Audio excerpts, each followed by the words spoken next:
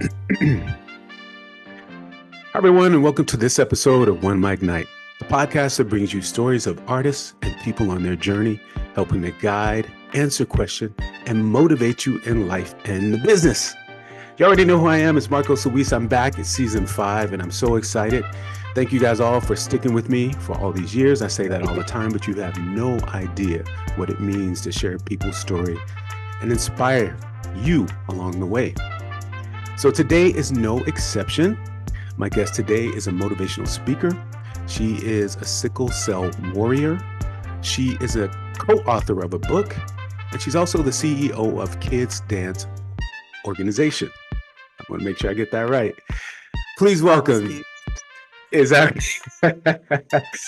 welcome Dr. Carla Hooker to the microphone. Welcome. Thank you for having me. Hey, you see what you did? I've already flubbed up in the first minute trying to get all your names and titles together. Drop the titles. Call me Carla. It's Carla's Kids and Carla. Carla's Kids and Carla. All right. Listen, I have many questions for you. First question. Who is Carla Hooker? Carla Hooker is really, I'm supposed to be an adult. I'm supposed to be a 55-year-old adult and sickle cell warrior, like you just announced me. And yes, I have titles and all this good stuff, but I'm a 4-year-old on the inside. I'm silly, I'm fun. I love children. They are my passion. I love helping people. This is what I do. And I've been doing for over 30 years, teaching children how to dance and have more confidence through it and to be more resilient. I love that. I love it. Where did you grow up? Where are you from? I am from the DMV. DMV? DC, Maryland. Yeah. What was that like growing up for you in that area? When you have a mother who was a DC public school educator and a father who was a DC police officer, you have to walk a very, chalk line. I better not get in any trouble, even though I did my little thing secretly. But yeah, I stay out of trouble. My dad said, don't have the police call my house, or, unless it's self-defense, or you might as well stay there because I'm not coming to get you. I know that's right. Did you feel a lot of pressure growing up as a kid? Pressure to excel and to succeed, yes. My parents believed in education. They believed in academics. Even when my parents divorced, I still lived in a 2-parent home with my dad and my stepmom, whom I call mommy. I have 3 mothers. My dad's been married 3 times. So if I say mom, I'm talking about my biological mother. If I say mommy, I'm talking about, yes, at 55, I still call her mommy. She just checked on me yesterday, Gloria Hooker. And then Reverend Mama is my dad's wife. He's married 3 times, but now he's married to a pastor. Oh, wow. How did that impact your life? I mean, most kids, even just going through one divorce, having a single parent or a second mom but a third mom, how did that impact your life, in terms of what you do and where in the direction you were going? When my dad when I was 12, when they first were divorcing, I thought it was because of me. Because, children don't understand unless parents really sit them down and explain that we're not divorcing you. And it's not because of you. It's us and our differences.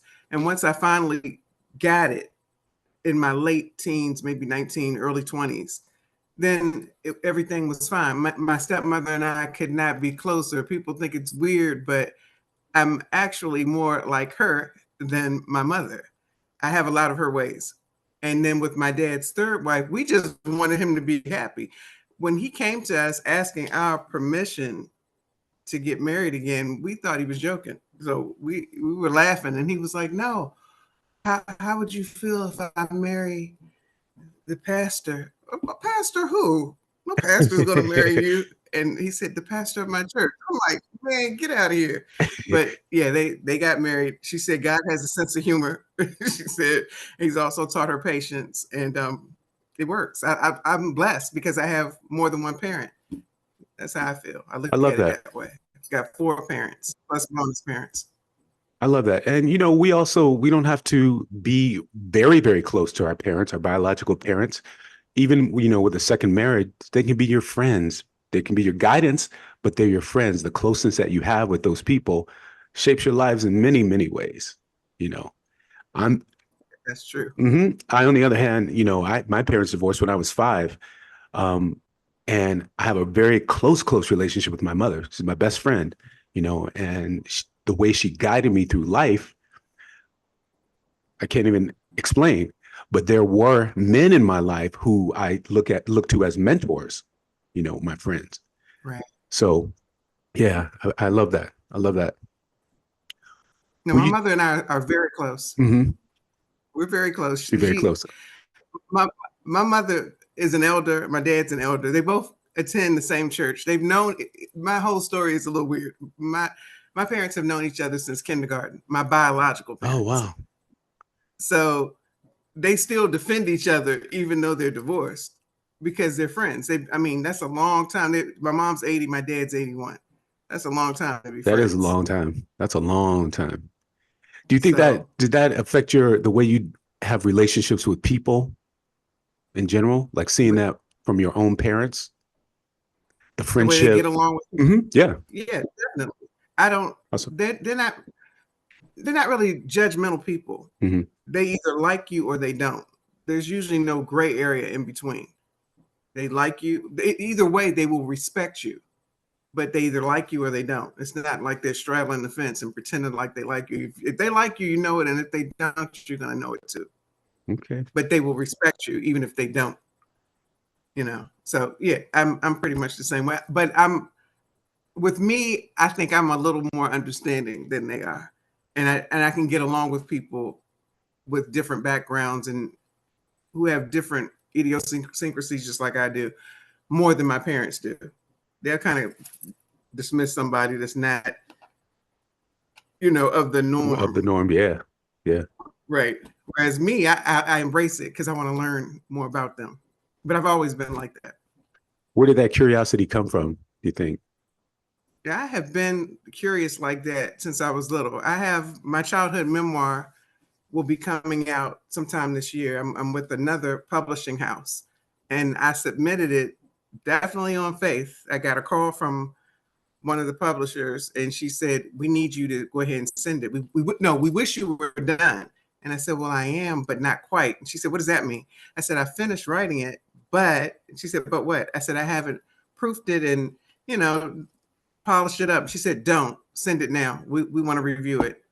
And I was like, "Okay." She said, "Send it right now." And I sent it. And about a week later, she said, "Unanimous decision. We want you. We love it." And it's called I Ain't Never Been Ordinary. I ain't never been ordinary. What kind of stuff can we look forward to? You don't have to spill all the info, but what kind of stuff? That sounds good. What kind of stuff can we look forward to? I'll share one story, and I shared this same story with one of my mentors, Les Brown. He and I were training back last March, and he was telling me about him getting locked in the closet by one of his teachers. And I said, "Well, you and I have a lot in common." He said, "You got locked in the closet?" And I was like, "No, I didn't get locked in the closet." I said, "My teacher put me behind her desk in kindergarten." And he was like, "Carla, what did you say?" What? I said, "Yeah, she was just tired of me. It wasn't that I was bad. I would go to work with my mom, and I would also go to work with my dad. So I would watch them and I would model their behavior. My dad, you know, I would sit behind, you know, children, don't call social services, everybody out there, or my parents. I was safe. But there's shifts with, like when my mom finished school, my dad was already at work. So he would take me to work with him. And then she'd pick me up from the precinct. And then, you know, I'd go on about my day. But he would take me to work. I'd sit and I'd watch everything that was going on. And then my mom, when I didn't have school or preschool, she would take me to work with her and I watched what she did. So when I got to my kindergarten class, I finished my work before everybody because my mom, you know, being a school teacher, she's going to make sure I was on top of everything. Right. I already knew how to write my name. I knew my numbers. I knew my letters. So I would go through those worksheets, like, you know, see how fast I could do it. And then the teacher would give me more and I would zip through those and it would irritate her because everybody else was, you know, tracing and taking their time because they were learning it. So I would call out, hey, Marcos, you need some help with your work? And what number you on? And I would do that all the time. And she would say, please, be quiet. So one day she had just had enough. And I would get up out of my seat and go help people too. Because I thought, I was doing like my mother, helping the teacher out. And she pushed a whole, not just my desk, she pushed a whole table behind her desk and then stood in front of it. Like now, when I was trying to see people, I couldn't see anybody. I was back there by myself, exiled in the back of the classroom. You were kind of like the class disruptor, but in a positive way. Like you were trying to help everybody, right, but it was actually taken away from the students' learning. That's hilarious. Right. Did you grow up doing any kind of like your father was working for the police, the community service? Did you grow up doing any kind of service for the community, like volunteering anywhere or anything like that? Not when I was young per se, other than Girl Scouts. I was a brownie. Mm-hmm. They didn't have daisies back then. And then I was a Girl Scout. And I learned a lot from my Girl Scout leaders who lived in my Oxon Hill neighborhood. My troop leaders lived there. And I learned from them. And then I don't know where this German lady came from that started helping with our troop. But I learned the Girl Scout promise in German. I still know it to this day. I can't speak anything else in German or any other language other than maybe Ola, and that probably doesn't sound right with my DC accent.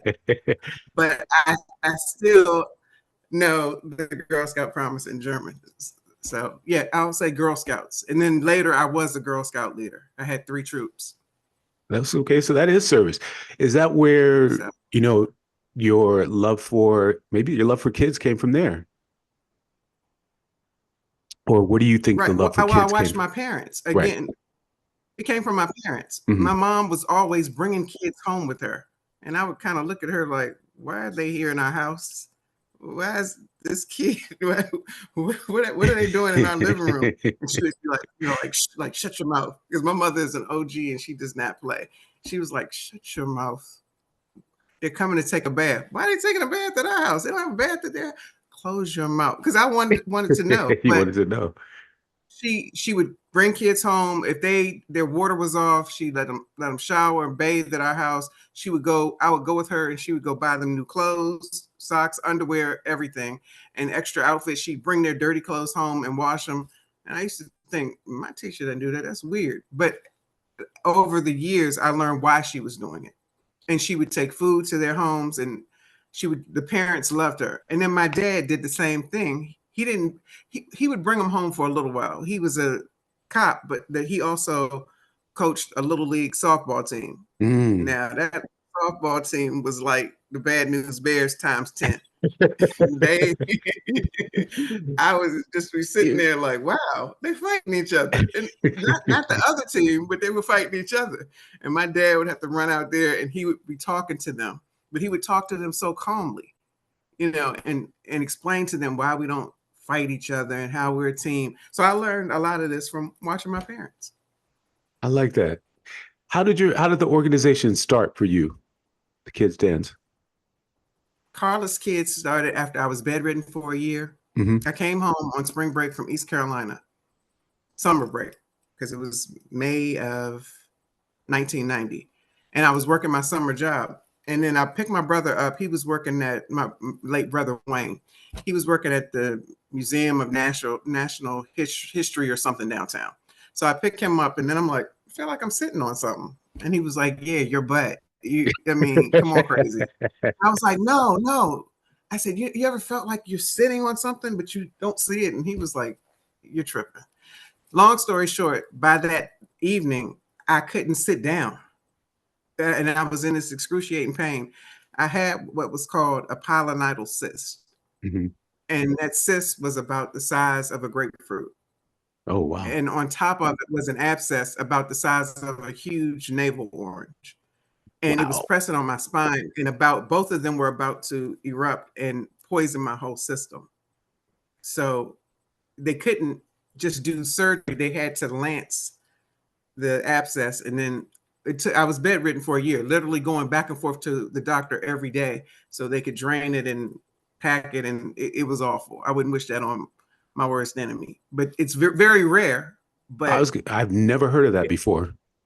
a pilonidal cyst kept me bedridden for a year because I had to have surgery after the abscess healed, because that grapefruit-sized abscess was still sitting there pressing against my spine, making it difficult for me to walk. So after that, I was like, I'm not going back to school. I've been confined too long. And my parents were like, what? Yes, you are. And I was like, no, I'm not. And I don't know how with my mom. My mom is an OG. She will ride or die for you. But when she's like a Cookie on Empire, Empire. she's like that whole character. That's my mother. Yeah, that's my mother in real life. Just an older version, but that's her. My dad is like Lucius in real life. So the two of them, me telling them that, I know I was crazy, a little crazy telling them that, but some kind of way I convinced them, because I'm very good at convincing people when I feel like I need to do something, or this is for me. I'm very good at it even to this day, and it started back then. I didn't go back, and I would watch how the kids were so good. Their parents were really nice people, because I would meet them coming to my mom's school. It wasn't the stereotypical thing that people think about DC or the hood or Berry Farms and Anacostia and all of that. They want the best for their children. Right. But it was the environment and circumstances that put them there with people doing crime and drugs and all that craziness. So I was like, these kids need a safe haven. So I'm going to provide it. So I went to the principal and told her what I wanted to do. And she was like, okay, and I had already gone to her because I already had a 100-piece marching unit. So I had the marching unit keeping kids out of trouble with majorettes, cheerleaders, patrols, the whole 9 yards. And we used to win. And then I started the dance troupe, and then I had a pom-pom squad. Anything I could think of. So you were already to keep involved in kids the out. system, in that, getting kids to extracurricular activities, Absolutely. I even brought some of my friends from Howard, two of my friends who graduated from Howard, who ran a music store over in Temple Hills. And they came and gave free drum lessons to girls and boys who wanted to learn before and after school. So, but the dance, that's my passion, even more so than the other things. But I knew everybody wasn't going to dance. So we added the dance component. And then that was seen by the mayor. I think it was Mayor Sharon Pratt Kelly at the time, and the commissioners of the arts and humanities. And then we just started being invited all over the city by everybody to dance everywhere. I mean, all the big churches in DC were paying me like $500 for us to come and do one dance. And that was a lot of money for somebody who was like 22 years old. I was going to say, that's a lot of money. Even now, so we can't get paid $500 to do it. Right. I would feed the kids. I'd be like, all right, y'all want McDonald's or you want Popeyes? And they were like, yay, and I would, Miss Carla, you got enough money? I got this. So that's what we started doing. I like this. I like this for a couple of reasons, because first of all, I always say this because my mother was in education as well, education administration. My hat goes off to educators. Yes. It's not just giving the kids the knowledge. You take on so much with education. You're taking on their home life. You're taking on their mental problems. You're taking on so much. When this child walks into the room, you don't have enough money for your budget. You're taking money out of your own pocket. And like you said with your mother, she's bringing kids home, letting them take a shower, washing clothes, like those type of things. Your father, giving them some sort of counseling and help that they need, because the kids, especially in those areas, have problems. We have problems. And who is going to step up and take, to help us, to help them, I should say. Right. Absolutely. I couldn't date back then because guys thought I was weird. Like I said in my title of my book, I ain't never been ordinary. I would have at least 18 to 30 kids in my 1-bedroom apartment. Wow. It was a gated community, so that kept me from being noticed so much. And I would tell them, okay, when I come to the gate, I need you all to go in the building as quickly as possible, because there were only 4 units in my unit. And this is what I want to know is, where does that come from you? It's just me. It's God. It's who I am. It's who he made me to be. I would have them, instead of going out partying most of the time. Now I did my share of partying with my friends, but when I had those kids, it was me and them. I was their second mama, and they still call me mom to this day. They're in their 30s and mid 30s to late early 40s. Yeah, mid to early 40s. And I fed them. I don't know how that many kids took a shower at my apartment. I didn't even have that many washcloths. So I would tell them, bring your washcloth and bring your towel. And I learned how to stretch $20 for an entire weekend. They got fed, and they got fed well. Wow. A few times I had to call my parents and say, I don't have enough money to feed all of them this weekend. And my mom would get in her car and she would come from Fort Washington. My dad would get in his car and come from Forestville, and they'd meet me. We'd go to Murray's Steakhouse and get baskets full of food, and we feed them. You know, I did what I had to do. It just comes from it's just who I am. And like I said, I was around them doing this. Now my dad gave me a little opposition at first, because he was like, I know you really love these kids, but why don't you just have their parents drop them off? Because I had gotten permission from my supervisor. I was working at Savoy Elementary, but then I also was working at the Washington Hospital Center. I got that job because they saw my interaction with the children and hired me to teach drug and violence prevention in the school system. So I was able to keep both jobs for a while and balance it, plus teach dance. And he said, I would use my work van from the Washington Hospital Center, because I got permission from my supervisor. She was just like, just don't have any accidents. Be careful, because, you know, it's only one seat in the back. How are you transporting them? You know, just don't get pulled over. Because the kids had milk crates. They remember. I had milk crates on the floor and blankets. Oh, wow. Because 18 kids can't fit on one back seat and one side seat. I could squeeze 2 to 3 in the front, and that was it. So I drove them around all over the place with me. Oh my gosh. You know, doing whatever I had to do. Yeah. Do you know, wow, the impact that you have on people's lives, that's phenomenal. Phenomenal. Thank you. Yeah, young people, they need people like you. And the more people, first of all, there's a human connection that's missing in our world. And finding, you know, these young people who need guidance, who aren't getting the guidance at home, just reaching out to them in any kind of way, showing them any kind of thing that they can achieve. What for you was the Carla'ss Dance organization? What did it do for them? Well, I have 3 that come to mind. Of course, all of them, but one, Ebony Hamilton, or she goes by Ebony Ty. Ebony, I knew there was something special in her. Now, she got put out for a whole year for her behavior, because of her behavior. She used to do some stuff. I won't even call her out, because people in the New York area know her. She's choreographed for Beyonce and a lot of big names. Wow. And taught Puffy's kids and Cedric the Entertainer's kids, people like that. So she's really good. But she started with me when she was 7 years old. And when Ebony got that scholarship to Fordham University, really even before then, when she was recognized by Arthur Mitchell at the Kennedy Center, when they had auditions, and I took my original 18, and 4 made it. And they were actually the 4 that weren't supposed to audition because they were too young. We told a little lie. I told him, if you make it, we're going to tell Mr. Mitchell the truth. But this might be your only chance to do this. And I'm glad I did it. He knew they were too young. He knew they weren't 10. They were like 7 and 8, the 4 that got accepted into the program. Wow. But she did that. She danced that summer up in New York. They kept her for another 4 weeks. Then she went on and danced at Washington School of Ballet.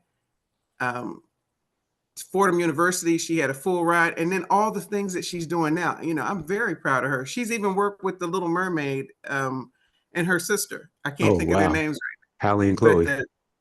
Hallie and Chloe, thank you. Wow. I've got pictures of her with them, and Lynn Whitfield, people like that. So that makes me very proud. You know, that this kid used to have to sleep in my bed with me, you know, not because I'm some weirdo, but because she would wake everybody else up. So I'd have to keep her like beside me so I would know she wasn't bothering the other kids while they needed to sleep, because we had performances to do that weekend. But so I'm very proud of her. She calls me mom like I gave birth to her almost, even though she has a mother. But I'm still very close to this child and most of the other ones. I've got another one. Antoinette Reese.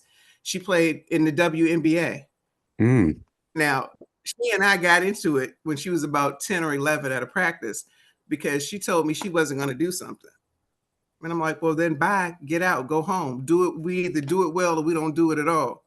You know, I sounded like Chuck Brown with the way I was talking. Do it well or don't do it at all. And she was like, I'm going to go home and tell my mother. And I was like, tell your mother. I don't care. So she brought her mother back down. Now, her mother was trained in lots of martial arts and was known for jacking people up if necessary if you mess with her kids. She came down and she was like, I heard what you said to my child. And I said, yeah. And she was like, okay, so what's the problem? I said, either she does it well or don't do it at all. And she can get out and you can too. That's right. And she was like, that gave her respect for me.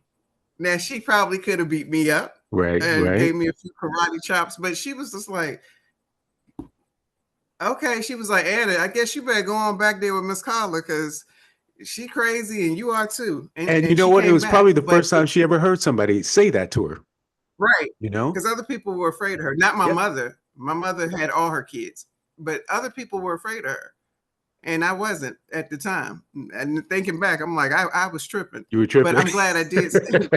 I'm glad I stood up to her. But you know what? With Anna, what happened, she played in the WNBA. And she said every time she was on the court, on the court or right before she got in the game, she could hear me saying it. Do it well or don't do it at all. Wow. She said, Ma, I heard you in my head, Ma, every single time. So that makes me proud. That's two of them. And another one I'm going to mention. It should. Nate, he goes by Nate G now, but that's my Nathan. And he's probably like, oh my gosh, she's telling everybody my real name. Nathan Gwathmey, because I'm the mama, so I can say that, his dance mama. He graduated with honors from his college. He now is a music producer and an artist. I'll have to introduce you to him. But I think he was about 10 or 11. I think that's when they all started peaking, 10 or 11. He won the BET talent search. Oh, wow. Okay. Beat all these adults. He had to go on his own because we had a performance. And usually I went with them everywhere. If my kid was somewhere, I went with them. But if we had a performance and there was something else they wanted to do that I thought was good for them, I would say, okay, you know what bus to catch. You know what train to get on. Watch what you're doing. If you win, don't let anybody rob you. And he won. The trophy was almost bigger than him. Wow. And he had $500 in cash on him and made it back from Northwest back to Anacostia and home with his money. Because they couldn't write him a check. Yeah.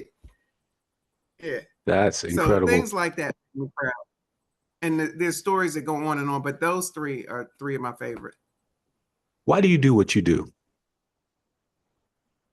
Why do I do what I do? Mm-hmm. First of all, I love children. And I don't want a child to be hurting or sad and not have a way to express himself. When my parents were first going through the divorce, like I told you earlier, and I thought it was my fault, I would just sit quietly. And a lot of people didn't hear me talk unless they were very close to me, like my cousin Shannon. She knew why I wouldn't talk.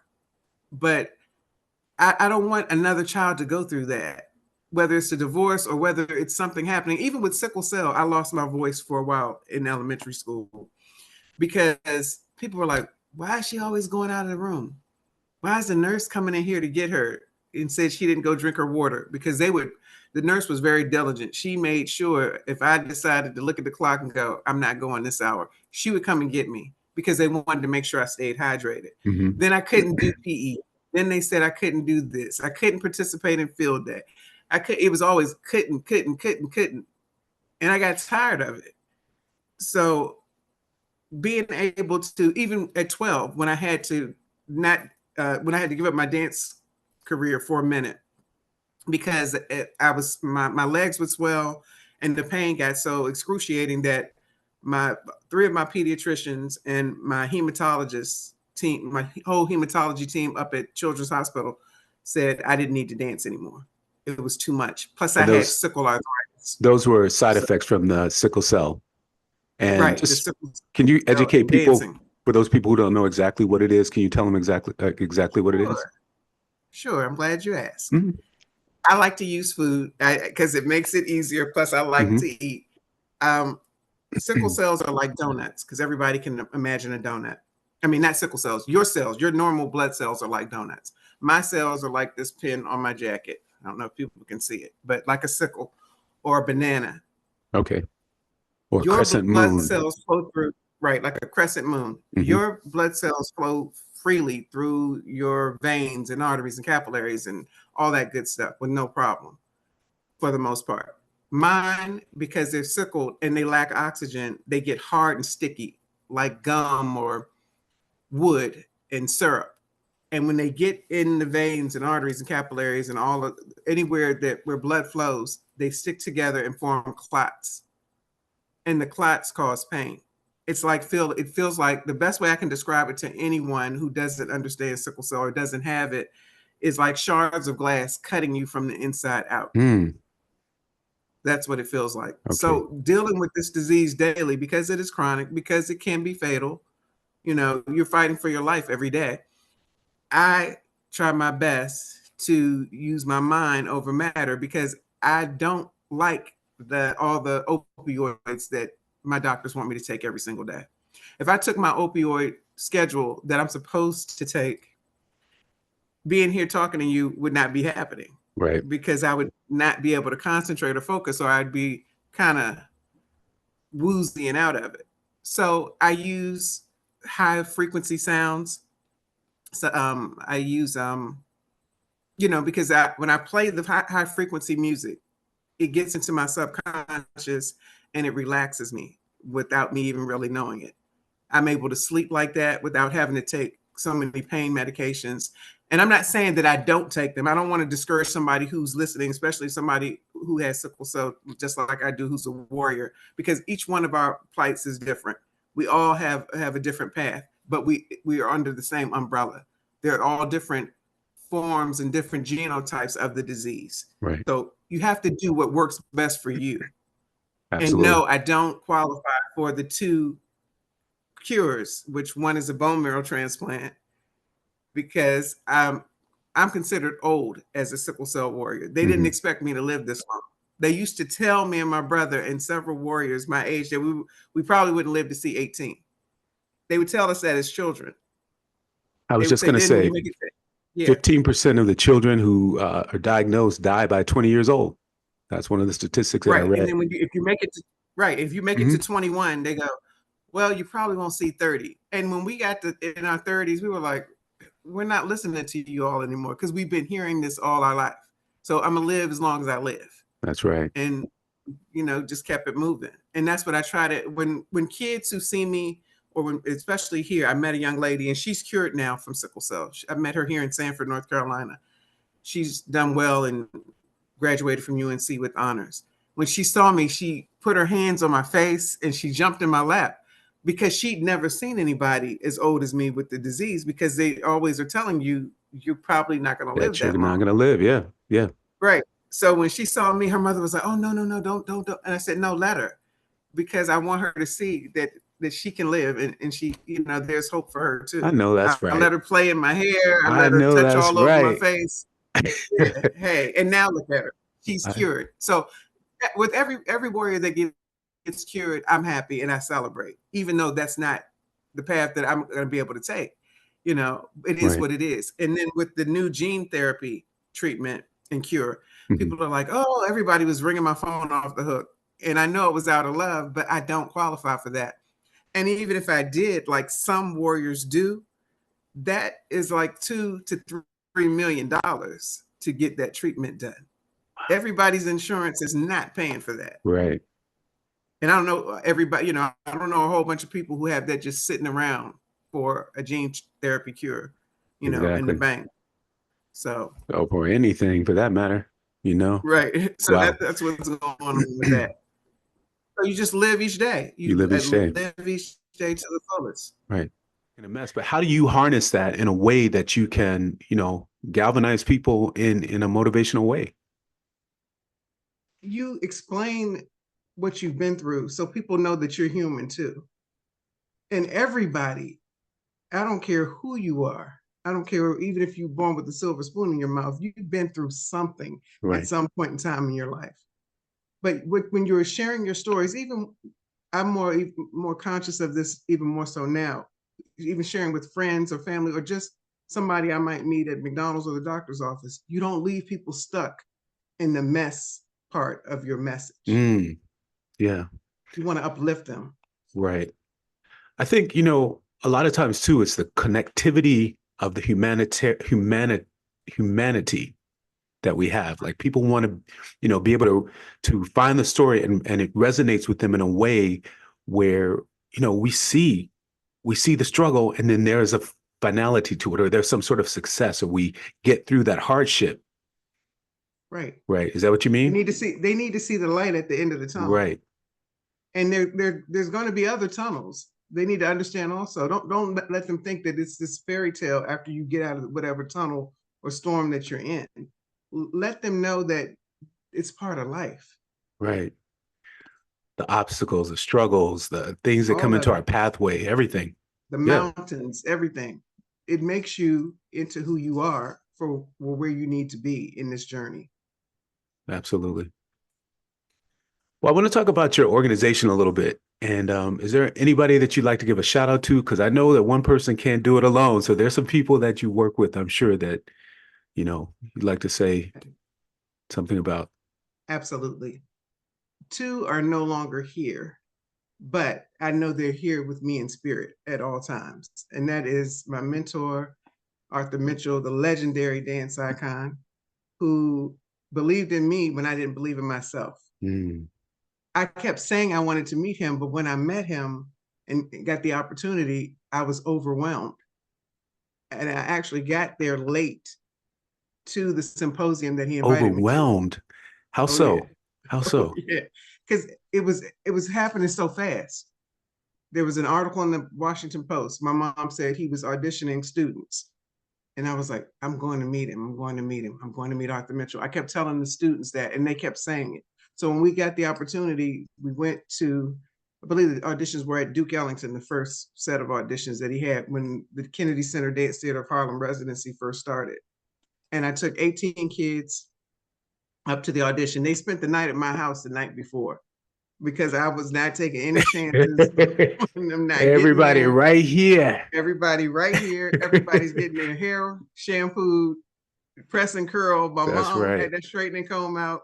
I was pressing hair, blow drying and pressing hair. They were going to look their best. I like that. And several weren't even old enough to audition, but I told them if we made it, we would tell the truth, which we did, because those were the 4 that made it, the ones that were too young to audition. Wow. And because of that, when I met Mr. Mitchell, he invited me to this symposium. I wasn't even going to go that day. So I thank my brother too, my late brother, Wayne, who we all call Seal, affectionately call Seal. He encouraged me to go anyway because we had just had my uncle's funeral. So I was already running late because the repast ran over and things started late. It was a big military ceremony. So I went, and I'm glad I did, because I wouldn't probably be talking to you now because all this other stuff wouldn't have happened. Timing is everything. Timing is perfect. It is. And I walked in late. My friend Fabian Barnes, late friend, he was like my brother. He was one of the original Dance Theater of Harlem dancers, a principal dancer. He said he was doing this, come on in. And I'm trying to walk in quietly. And I sat down, and then he pushed me back in my chair and he was like, she's here. So I helped pass it down to Mr. Mitchell and he wrapped up the talk. So I was like, okay, well, at least my brother was right. I got here in time to see the special guest. And I'm sitting there all excited. And then he wrapped up the talk and told everybody to go eat. And I was like, wow, I'm not even going to get to ask a question, but okay, I'm here in time for the guest. And then I heard my name called. Wow. And I'm like, uh-oh. But I was thinking my name was called because I was late and he was getting ready to lay me out in front of everybody. Oh, okay. So I started walking over to him and he's like, come here now. Now I'm embarrassed because everybody's looking. Everybody, it was like when E.F. Hutton talks, remember that commercial? Right, yeah. Yeah. So I walked over there, legs shaking like spaghetti noodles in my heels. I can't walk. I'm walking on the sides of my shoes. I'm wobbling. And I get to him and I extend my hand. And he swats it away. Now the tears are welling up in my eyes because everybody's watching. And I said, "You don't want to shake my hand?" And he said, "No, I don't." And I was like, "Oh, wow." He said, "I want to hug you because I love what you're doing over there in Anacostia Oh, with those children." wow. I was like, "Oh my God," like, thank you, God. Yeah. Wow. And the tears just started flowing. And the dancers started coming. The male dancers were kissing my hand. The female dancers, all the ballerinas were curtsying to me. And I tears were running down like I had won the Miss America badge. Wow. And they all knew, but you didn't know. Is that They right? knew, but I didn't know. I was the guest. You were the I was a guest. special guest. Yeah. I He love put it. his arm around me and he walked me around the room all night. I felt like Cinderella. I will never forget it. I said, I'm going to put it in a book, a children's book, because I think it is more appropriate for children, but adults could read it too. Because it was like that fairy tale dream finally coming true. And a full scholarship for Arthur Mitchell to tell you that he's giving you a full scholarship to the Dance Theater Harlem, knowing that at 12, I had to quit dancing because of sickle cell and all the pain, and being advised by teams of doctors, my parents discontinued my lessons. But in my heart and in my mind, I was not going to stop. Still the and I'm dream. glad I didn't. Yeah, still the dream. I love it. Oh, yeah. So anybody those are two else? of the main people. Two of the main people? Those are two of the main people. Of course, my parents for putting me in dance, giving me something to do to get out of their hair. But also, I believe, and they've never told me this, I need to ask them. They look at me like, what do you want? When I'm asking questions, like, what are you up to? But I believe they put me in dance because it got my mind off of any sickle cell pain. During that time, I could be on my way to class being picked up at my aftercare. They had a dance bus. And I remember feeling sorry for the kids that weren't, that couldn't go, because I got picked up by myself at my aftercare. So I would go. And when I was there, it's like I felt like Wonder Woman. I watched a lot of TV when I got the opportunity to. My mom made us read a lot, listen to a lot of stories. But when I was at dance class, I felt like Wonder Woman. The original Wonder Woman, Linda Carter. And I still love her to this day. I think I wear a lot of bracelets, and the thick bracelets, because it makes me feel like I'm her. That's funny. I'm a big kid. Bionic Woman. I used to pretend like I was Lindsay Wagner as a kid, because when I was pretending like I was her, I didn't feel any pain. And the same thing at dance class. When I felt like those characters, the pain was gone for that moment. So I really believe that helped me too. Some escapism. Yeah, for sure. Put me in that dance class. And the teacher, Dolly Austin, I hope one day I can find her. She's still out here in the land of the living. I hope she hears this, or somebody who knows her from Art Link Letter Dance Studio. It's no longer there, but it was in Temple Hills, Maryland. I would love to just give her a hug, because she always encouraged me. Always. Isn't that beautiful how we can remember, the teachers and the special people in our lives that have shaped us? And they may not know to what extent, but we still hold it so close to ourselves. And we look back and we say, yeah, this teacher, this person is the one who guided me in a way that nobody else did. Absolutely. And responsible for what I'm doing. But that's exactly what you're doing. And that's why I wanted to highlight you in this story, because you're shaping these minds, these young kids, and giving them the things that they're missing. And like we said earlier, in the show, it's more than just, taking them to dance class, showing them dance moves. You're taking on everything else that they bring in, and you're putting that energy into something that's creative and allowing them to be them and explore and shaping their minds. And that's what makes you so phenomenal. Well, thank you. Thank you. I appreciate it. So phenomenal. I don't know what else I could say. Do you have something else you want to let people know? What's coming up in the future? What's coming up in the future is the Change Book series that I'm a part of. I'm in series 20, and that is featuring Les Brown, one of my main mentors, of course, and that was another big dream of mine. It's unfolding as we speak. The book is in full production now. It will be available for sale very, very soon. And also Jim Lutz I'd like to thank him, Jim Britt. They're my two publishers with the book. I also have another book coming out. I'm looking forward to both. Sometimes it's like, is this really happening? My childhood memoirs are being published by another publishing house, Page Publishing House. So I'm really excited about that as well. Beautiful. Well, you definitely got to keep in touch with us and let us know, when it comes out and how we can reach, out to you and let people see it and know more about it. How can we get in touch with you? What's your social media? How do we reach out to you? I'm old school. Hit me up on Facebook. My daughter laughs at me. She's probably like, oh. Hit me up on Facebook. I do have an IG account, but I'm rarely on that. You can reach me on Facebook every day, or at carlasskidsdance@gmail.com or carlasskidsdance.org, my website. Okay. Everybody, please make sure you reach out to Dr. Carla Hooker. You can reach her on Facebook. That's where the community is. Everybody go on there, reach out to her, hit her up by email also. Thank you for coming to the show and sharing your story. Please come back anytime. I appreciate you, and continue to guide the community and help people and kids, and everything you're doing is incredible. So thank you for that. Thank you for having me. I'm honored. Thank you. Everybody, please make sure you follow the show. This is season 5. Once again, the show is called OneMicNite, OneMicNite. My name is Marco Suis. Also, follow me on Instagram. I got a lot of things coming up. I got a new film in pre-production. I'm playing Spider-Man's uncle in an independent Spider-Man film, along with some other stuff happening. So I'm really thankful once again, as always.